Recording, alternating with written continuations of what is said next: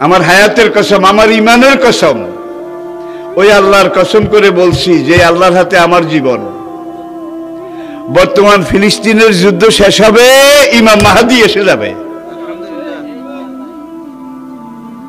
ইমাম মাহদী আসার 9 বছর পরে, ইমাম মাহদী আসার 9 বছর পরে ঈসা আলাইহিস সালাম আসবেন।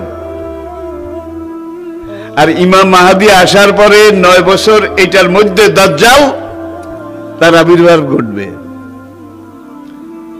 এমন সময় আমি আপনাদের সাথে কথা বলছি, হাদিসের ভাষ্য অনুযায়ী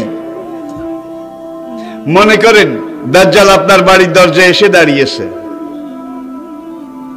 এমন সময় আমি আপনাদের সামনে কথাগুলো বলছি, যেই সময় মনে করেন ইমাম মাহদী আপনার ঘরের সামনে এসে দুয়ারের কড়া নাড়তেছে। কি কত কাছে!